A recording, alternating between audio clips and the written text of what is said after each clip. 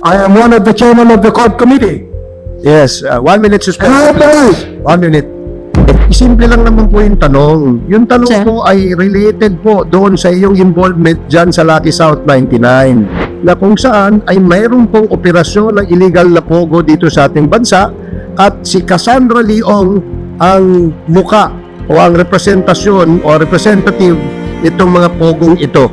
Kaya yun ang gusto po naming malaman, Attorney Topacio. Please, advise your client. Yes, Cassandra, naintindihan mo ba yung sinabi ko? Yes po.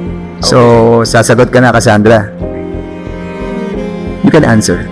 Mr. Chair, I invoke my right po to remain silent po. Congressman Fernandez, if Yes, Mr. Chair. yung tanong ni Congressman Dan Fernandez ay hindi naman incriminating dahil ang tanong niya, kaninong away? Is that an incriminating statement? Ang sinasabi ko po is right to remain silent po.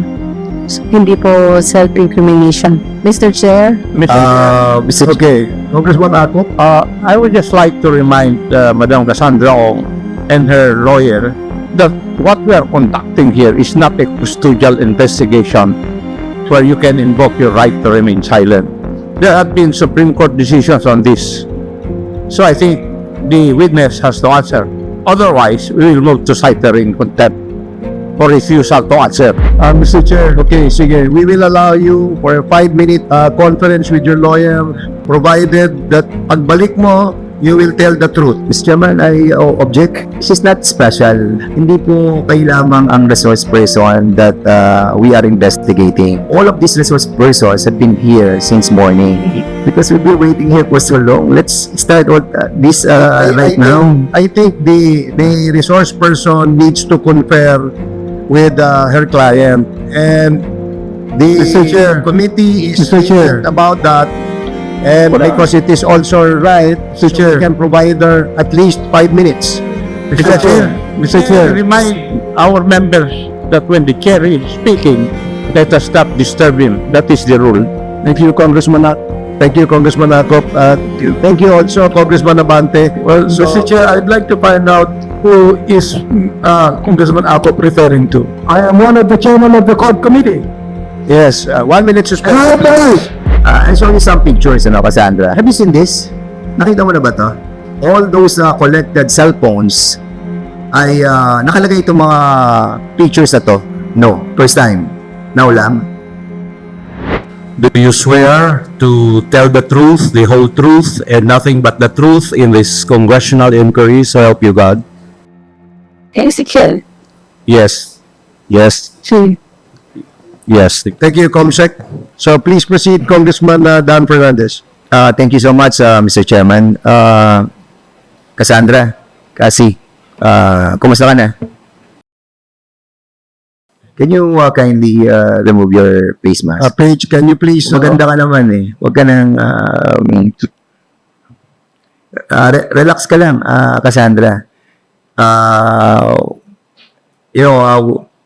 The reason why we invited you over, because if you remember, during the joint committee hearing, we invited you twice.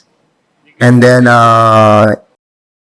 you never acceded to the invitation of the joint committee hearing, and then we issued a subpoena, and then we elevated this issue on the QUADCOM.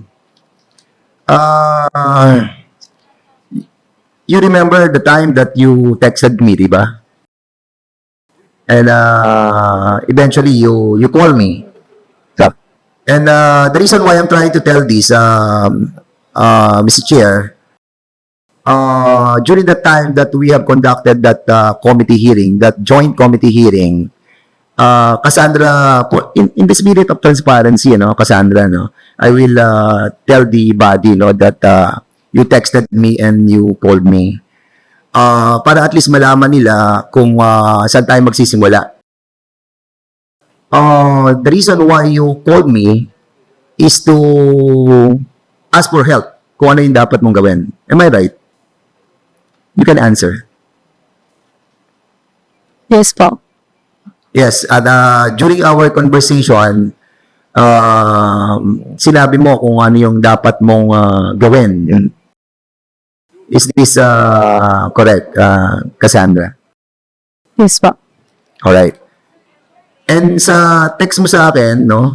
And I know that this came from your heart, no? Sinabi mo dito sa text mo na, "Hi Kong, thank you for the time to pick up the call. Sana matapos na po, puro na lang allegation. Pag-pray ko din po, maging fair enough din po. I'm not involved in politics and will not po. Ayaw ko din pong madamay sa away po ng malalaking tao. Mabuhay po ang Pilipinas, mabuhay si PBBM." So you texted this, di ba? You remember? And you were saying na ayaw mo ring may madamay na sa away ng malalaking tao. Are you referring to sino personality are you trying to imply on your text?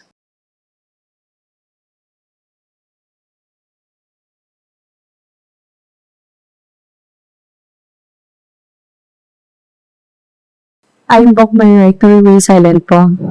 I invoke my right Yes po. to Be involved. your right. Okay. So I'm advising her to answer. kasi simple lang naman yung tinatanong ko kung sino yung mga malalaking tao ba ng mga Chinese o malalaking tao ng mga Pilipino? Mga politician ba ang sinasabi mong ayaw mong ma-involve sa away ng malalaking tao? You can answer directly, no? I mean, there's nothing wrong on saying, kasi sabi mo, Pilipino ka, di ba? And I will show you, Cassandra. This is the certificate of your naturalization nung papa mo. And we were able to get that during the time of 1978, he applied for the naturalization. And thereby, when you born in year 2000, you are a Pilipina. Di ba? So, Pilipina ka. So, maaring sa dugo ay Chinese ka, pero sa puso at isipan, Pilipina ka. Am I correct? Opo. At saan ka madadamay ng mga away na sinasabi mo sa text mo sa akin? I never replied, di ba? Hindi ako nag-reply sa'yo eh. Because I really don't want you to answer back on my cell phone. What I wanted is for you to appear on the committee and to answer to all of us. So, sino? Mr. Chair, I invoke my right po to remain silent po. Congressman Fernandez, if Yes, Mr. Chair. yung tanong ni Congressman Dan Fernandez ay hindi naman incriminating. Dahil ang tanong niya, kaninong away? Is that an incriminating statement?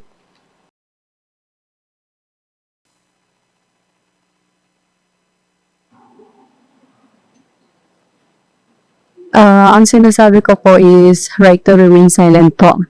So, hindi po self-incrimination. Mr. Chair? Mr. Okay. Congressman Akop? I would just like to remind Madam Cassandra Ong and her lawyer that what we are conducting here is not a custodial investigation where you can invoke your right to remain silent. There have been Supreme Court decisions on this. So I think the witness has to answer. Otherwise, we will move to cite her in contempt for refusal to answer. Mr. Chairman, That is correct. Congresswoman Luistro, you want to... Mr. Chair, the reason why I started our hearing with the parameters on the use of right to self-incrimination is to guide our resource speaker as to when they can be availed of and when they cannot. And as far as this representation is concerned, Mr. Chair, we have two elements before they can avail of the right against self-incrimination. One, there must be identifiable crime. And two, there is the probability that the resource speaker may be convicted of the crime. Now at this point, Mr. Chair, may we ask Ms. Cassandra Ong, nung tinanong ka ba ni Honorable Dan Fernandez, kaninong away ang iniiwasan mo? Ano bang krimen ang iniisip mo na baka ikaw ay madamay?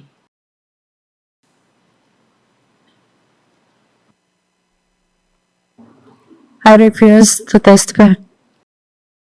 I refuse to answer po para sa reason ko po. If I may, Congresswoman Luistro, I'm sure it is upon the advice of your counsel, Atty. Tapasio. Kaya mo sinasabi that you refuse to testify or the right against self-incrimination, etc., etc. Pero maliwanag po na marami pong sinait na mga jurisprudence tungkol dito. And we are very lenient to your client, Atty. Tapasio. And because of that leniency, we allowed her to appear before us so that we can propound questions related to the alleged crime that she has committed. Under the jurisprudence that was cited by Congresswoman Luistro, meron pong identifiable crime. And we don't want the committee to be compelled to cite her in contempt. Because as it is, she is already detained in the house. And once the committee rules on citing her in contempt again, she probably would stay in this detention facility much longer. Kaya please, advise your client to cooperate. As long as her rights are not violated, we will continue to ask her questions. At yung mga tanong po na yan ay related po sa investigasyon na kung saan ay mayroon pong operasyon ng illegal na pogo dito sa ating bansa at si Cassandra Li Ong ang muka o ang representasyon o representative nitong mga pogong ito. Kaya yun ang gusto po naming malaman, Atty. Tapasio. Please, advise your client. Yes, Cassandra, naintindihan mo ba yung sinabi ko? Yes po. So, sasagot ka na, Cassandra. Mr. Chair, pwede po akong mag-excuse sa sarili ko ng like 10 minutes lang po. Excused for 10 minutes To consult po.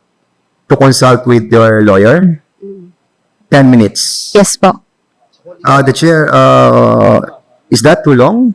I mean, that's too long. 5 minutes. Gusto rin. You can consult any member you wish to consult. Kung yan ang problema. Kasi if we give you 10 minutes, alam mo, kanina pang umaga itong ating mga resource persons nag-iintay. Yeah. Oh, in fact, we started 10 o'clock, tuloy-tuloy po, at wag mo nang i-delay. Simple lang naman po yung tanong. Yung tanong Sir? po ay related po doon sa iyong involvement dyan sa Lucky South 99. And Mr. Chairman, I think the resource person must consider na she's not special. Hindi po kayo lamang ang resource person that we are investigating. All of these resource persons have been here since morning. Lucky you are in your own room, di ba? Meron kang aircon, meron kang sariling kwarto, but all of these people who are working tirelessly to ferret the truth has been here for so long. You understand that you're asking for 10 minutes for us to wait another 10 minutes? I think, Mr. Chair, that is unacceptable. And if I may, ask, can we ask Atty. Tapasio? Yes, you may. What's the reason, Atty. Tapasio, that you're asking for a 10-minute suspension? May I address the chair, Your Honor? Yes, please. It was not my idea actually, Your Honor. It was her request to me. And I told her to relay it directly because I cannot talk unless recognized. Thank you, Your Honors.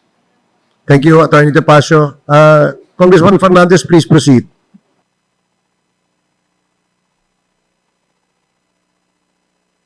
And, Cassandra, what is the reason for a 5-minute suspension that for you to talk to your lawyer? Are you asking for a 10-minute? Yes po. Yes po. And what's the reason behind? Ano, titay that? Mr. Chair, okay, sige. We will allow you for a 5-minute conference with your lawyer, provided that pagbalik mo, you will tell the truth. Is that clear? Mr. Chairman, I object. Because we've been waiting here for so long. Let's start all this right now. I think the resource person needs to confer with her client, and the Mr. Chair. committee is Mr. Chair. about that. And because it is also right, so Chair. we can provide her at least 5 minutes. Mr. Chair, Mr. Chair, remind our members that when the chair is speaking, let us stop disturbing. That is the rule. Thank you, Congressman. Thank you, Congressman Akop. Thank you also, Congressman Abante. Well, Mr. Chair, I'd like to find out who is Congressman Akop referring to. Well, so, I am one of the chairman of the court committee. yes, 1 minute suspension. And I have the right. 1 minute. No, that is not interesting. But that's it. That's you know, the point and so about you know, some kitchen. Fun. Well, you have to have it. Which for what's that? What's that like our we say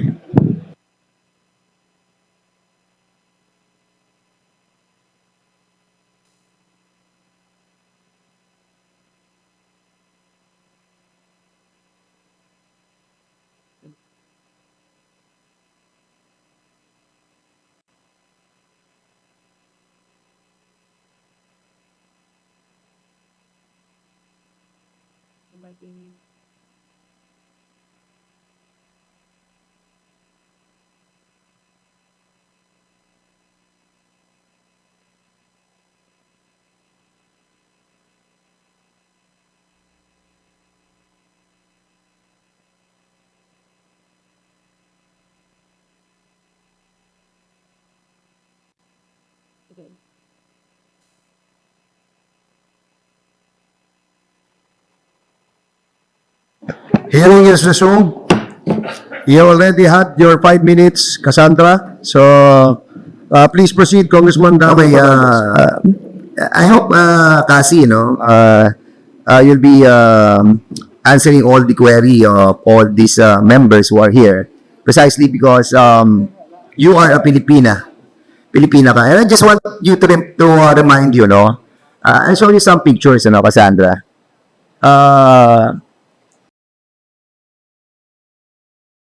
Have you seen this? Nakita mo na ba to? These are all the victims na nakuha sa cellphone doon sa Porac at sa Banban. All those collected cell phones ay nakalagay itong mga pictures na to. These are victims of perpetrated doon sa Porac at sa Banban. Have you seen this? No, first time. Now lang. I will show you another picture. Ito mga pictures din. Ito naman yung mga... They are 66 foreigners. Hindi makilala kung bakit sila. Lahat sila almost all Chinese. Natagpuan sila almost everybody sa Region 3. So, nakita mo na ba sila? Hindi pa. Hindi pa rin. Hindi po. Okay. The reason why I showed you all these pictures is for you to realize the gravity of what you are into right now. Are you a incorporator of Lucky South 99? Hindi po. Hindi ka incorporator ng Lucky South 99?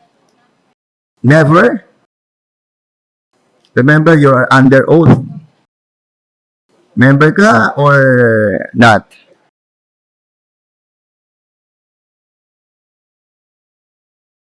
Baka ina-advise mo, attorney, mali. Starting 2019, she is already an executive assistant of Lucky South 99. Cassandra, are you an incorporator of Lucky South 1999 since 2019 to the present? I think assistant lang po, pero hindi siya incorporator. You are an executive assistant. Tag po dito, authority. 2019.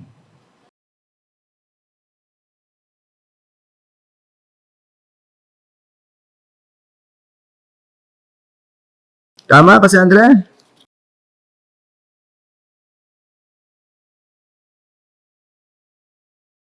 Okay. Kailan ka naging executive assistant ng Lucky South 99?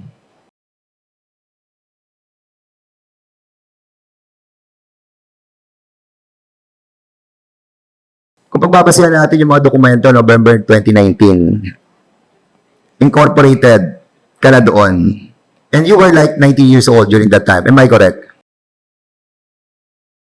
Correct? Yes po. 19 years old. 19 years old. Paano ka nakapagtrabaho sa Lucky South 99? Mr. Chair, I refuse po to answer. Mr. Chairman, Mr. Chair, point of order. Point of order. Or what is the point of order of Yeah, Mr. Chair, I'm getting confused. With all due respect to Attorney Topacio, every time Chairman Dan gives a question, it seems that it's Attorney Topacio answering. So I think we should. No, I've been watching you and you've been whispering. So can you please give the resource person the opportunity to answer truthfully? Attorney Topacio, may we ask you to refrain from answering in behalf of your client? As we clearly stated earlier, the role of the counsel is only limited to advising your client of his or her constitutional rights in this committee hearing. So, Cassy, ikaw ang sumagot. Okay? Yes. Thank you. Attorney Topacio, with all due respect, I mean, I don't mean no offense to you, but it's just that let's allow the resource person the freedom to explain her side and to explain how she's involved or not involved in this situation, because this is her opportunity to clear her name. Thank you very much, Mr. Chair. Okay, kasi sino nag-recruit sa'yo sa Lucky South 99? I refuse to testify po. Okay, yun ang una mong Yun ang una mong trabaho sa Lucky South 99? I refuse to testify po. Sorry, Mr. Chair. Tinatanong ko lang kung ano yun ang una mong trabaho. Pwede mo naman sabihin iba ang trabaho mo, di ba? Anong unang trabaho mo sa buhay mo? Pasensya na po ulit. I refuse to testify po. Saan ka nag-college? This will not incriminate you. It will po. What? At tinatanong ko saan ka nag-college? I refuse to. Sabi mo Pilipina ka, di ba? Did you study in the Philippines? I refuse po to testify po. Attorney Topacio, let this be a warning to you to please allow your client to respond to the question. We will, these are simple questions. Tinanong lang, saan siya nag-aral, saan siya nag-college? Right against self-incrimination? Please. This is a warning, Attorney Topacio. Let her answer. Kasi, Mr. Chair, sagot mo lang ng tama ito dahil yung tanong na kung saan ka nag-aral at hindi naman incriminating sa'yo. Bakit refuse to answer? Bakit pilitan kami i-contempt ka? Mr. Chairman, parang yung sa paper ni Cassandra, pero nakagad sagot na tinuturo ni Attorney Topacio eh. Diba? So I will give you another chance, Attorney Topacio. Mr. Chairman. Please proceed, Congresswoman Fernandez. Okay, I'll be asking Ronalyn Baterna. Ronalyn Baterna, in the last hearing, you were testifying, no? During that time, you told us that you have a checking account. And this checking account, yung checking account na pinirmahan mo, sinabi mo, binigay mo kay Cassandra. Di ba? At yung milyong-milyong piso na dumaan doon sa checking account, sabi mo, ibinigay mo kay Cassy. Is this correct?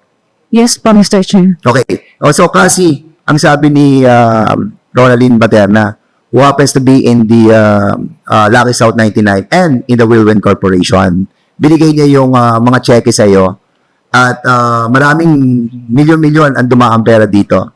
So, ginamit mo yung checking account. Pasensya na po talaga. I refuse to testify po. Mr. Chair. Mr. Chair. We'll change na lang the question. If she feels that it will incriminate her, we will be... of Congressman Fernandez. Yes, is this a short interjection? Mr. Chair, Please proceed. I move to cite Cassandra in contempt. Second, there is a motion to cite Cassandra Ong in contempt for Mr. Chairman, violation of Section 11, Paragraph A and C of the Rules of Procedure governing inquiries in aid of legislation. Duly seconded. Do I hear any objections? Mr. Chair, Hearing none. Mr. Chair. Apologies, Mr. Chair. This is not an objection, but just a manifestation. In the spirit of due process, may we ask that the witness explain why she should not be cited in contempt? If she has any reason We'll give her whatsoever. that privilege as Thank you very much, Mr. Chair. Chairman, Picture 3, lagay yung picture 3. Gamo kaya no kay JR. Chairman, just a point of clarification. Okay, Congressman Paduano. Thank you, Mr. Chairman. Mr. Chairman, before we rule with the motion that was made by Chairman Co-Chair Abante, kasi there's a contempt order now for Miss Cassandra Ong, in which her violation is refusal to be present in the previous hearing until he was cited in contempt, Mr. Chairman. Now, what will happen to that first contempt order of this committee, Mr. Chairman? So, dalawang contempt. This is the first. The motion made by Congressman Abante has not been ruled yet. Yeah, that's why. Because there was an interjection by Congressman Gutierrez, and then the chair recognized Congressman Paduano for your interjection as well. So there's no decision yet as to the motion to cite her in contempt. Now, if there are no other obstructions, can we now roll on the motion? Mr. Chairman, Oh, yes, please. what will be the proper position with regards to my query? That this is the first time in the history, in my 11 years in Congress, for those cited in contempt, no contempt orders. Mr. And I'm Chair, just checking the process on our internal rules. I will never object, Mr. Chairman, but what I'm saying is, we have already issued a contempt order for Cassandra Ong. Now, if we will approve that motion by Congressman Chairman Nabante, sabi ko, this will be the first time that a resource person must... Mr. Chairman, can you move for 1 minute suspension? 1 minute suspension. Hearing is resumed. Okay, earlier, the parliamentary status is that there is a motion to cite Cassandra Ong in contempt for the second time for violating Section 11, Paragraph A and Paragraph C of the rules. Of course. But Paragraph C of the rules of the House. And in the spirit of fairness, we would like to give her the opportunity to answer. As manifested and stated by Congressman Gutierrez. So I will now allow Congressman Gutierrez to direct your questions to Cassandra Li Ong with a warning to the council that your appearance again is only limited to advising the legal rights of your client. And under the same rules of the House, we can also ask you to be cited in contempt and removed from this room if you continue to disobey the warning of the chair. So again, I'd like to ask the counsel, Attorney Topacio, do you understand the ruling of the chair? Yes, Your Honor, I'm only advising her, Your Honor. Make sure that you only advise your client. Otherwise, we will be compelled to remove you out of this room and Yes, Your assign Honor. another lawyer for today's hearing for our witness, Ms. Cassandra Ong. Yes, Your Honor. Thank you. Maraming salamat. Please proceed, Congressman Roque Gutierrez. Thank you, Mr. Chair. Mr. Chair, I raised that point earlier because precisely I agree with the manifestation of Congresswoman Luistro regarding the invocation of the right to remain silent or right against self-incrimination is not absolute. Again, this is not a court of justice. However, given that we give deference to this right and we protect it, it must still follow the process, the due process provisions and rights that she may have. Given that, Mr. Chair, just to clarify po, when the right of against self-incrimination is invoked, first, there must be a specific identifiable crime, and second, that the witness is the one who probably committed the crime. To repeat, the question po, saan ka po nag-college? Now, Ms. Ong, through the chair, most respectfully, kindly justify your refusal to answer that question. Again po, Mr. Chair, I refuse to answer or to testify po. Then, Mr. Chair, I think the witness has chosen not to defend the question, and I believe the proper thing now is for the chairman to rule on the propriety of the invocation of the right against self-incrimination. And from there, I suppose, we would then vote on the contempt. Thank you very much, Mr. Chair. Thank you, Madam Ong. Thank you, Congressman Gutierrez. Mr. Chair, Yes, Congressman Akop. may I ask the resource person to repeat her answer to the query of Your Honorable Gutierrez? I refuse to testify ba? Ang sagot po ninyo? Ha? Testify po. You refuse to testify. Yun po ang kasagutan ninyo doon sa katanungan po ni Honorable Gutierrez. So you refuse to testify. In other words, hindi ka na sasagot. Opo. Mr. Chair, Mr. Chair, Just a enjoyment to that. Just an observation. Yes, just an observation po, Mr. Chair. After the motion was raised, citing her in contempt, Congressman Roque Gutierrez asked the chair to allow the witness to explain to the body why she's refusing to answer.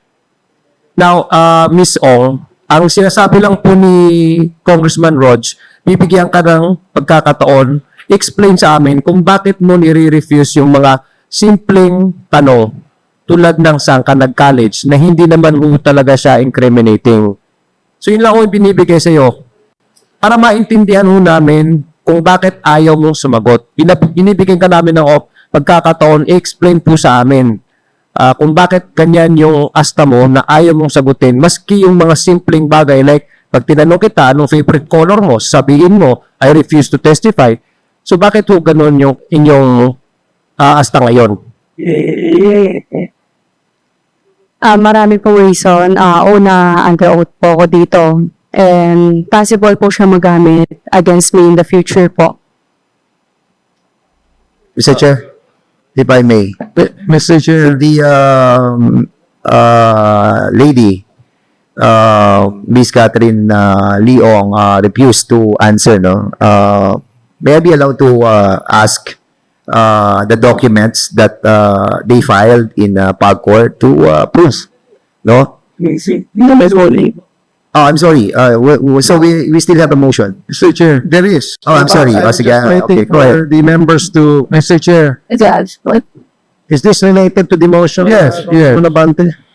just would like to say that we have spent too much time with one witness. So therefore, the motion has been said and there is a second to it. So Mr. Chair, please make a ruling now. Okay, thank you for Mr. Chair. saying that. Parliamentary inquiry, Mr. Chair, since Ms. Cassandra Li Ong is already detained in the House, this second contempt will mean detention where? Wala pa. And it does not necessarily mean that it will be here. Yeah. Thank you, Mr. Chair. That is correct, yes. Now, can the chair make a ruling? Salamat. Maganda. Naintindihan mo ang sinasabi namin, Cassandra. In fact, binigyan ka ng pagkakataon ni Congressman Roger Gutierrez na sagutin yung mga tanong na hindi naman incriminating. I am certain that your counsel has been giving you this advice na sabihin mo yung nakasulat dyan na you refuse to testify. Pero gaya ng binanggit namin kanina na mga jurisprudence ay hindi ka pwedeng magtago dyan sa right, yung right against self-incrimination mo sa pagdinig na ito dahil pinapayagan ng desisyon ng Korte Suprema na ikaw ay i-compel na sumagot sa mga tanong. Dahil hindi ka nagko-cooperate dito sa pagdinig na ito, there is now a motion, upon the motion by Congressman Benny Abante to cite you again for contempt. And hearing no objections from the members of this committee, the chair rules that you are cited in contempt. Any other motion? Second motion. Mr. Chair. Yes, Congressman. Mr. Chair, may I respectfully request, Mr. Chair, I know for the several committee hearings that we've conducted, normally, the lawyer sits at the back of the client. May I request, with all due respect to Attorney Topacio, to please sit behind Ms. Cassandra Ong. Okay. Thank you. Mitch, can you please provide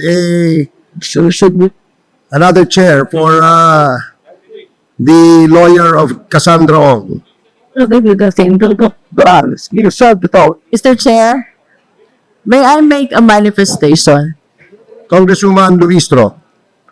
I wish to believe that when an attorney is supposed to advise a client, he's supposed to talk to the client, let us say 5 minutes, 10 minutes. But if he does it in every question which is being propounded to the resource speaker, it seems to be he is supplying already the answer to the resource speaker. A situation which we do not allow here in the inquiry in aid of legislation. And I wish to manifest, Mr. Speaker, that every time a question is propounded to Cassandra Li Ong, Attorney Topacio whispers to the client, and I have no other reasonable conclusion except he is indeed supplying already the answer, far from advising a client. Yes. Thank you, Congresswoman Luistro. Naintindihan mo ang sinabi ni Congresswoman Luistro? Yes po. So, pwede ka nang sumagot ngayon sa mga tanong sa'yo. Please continue, Congressman Dan Fernandez. Are you ready to answer? Yes, second question. Yeah, correct. Okay. Is there any motion? Thank you, Mr. Chair. Mr. Chairman, for the second motion, Mr. Chairman, I move that Ms. Cassandra Ong will be detained in a duration in which until the committee report will be adopted in the plenary, Mr. Chairman. And it follows that that the investigation will be terminated, Mr. Chairman. There is a motion to detain her as long as this committee hearing of the QUADCOM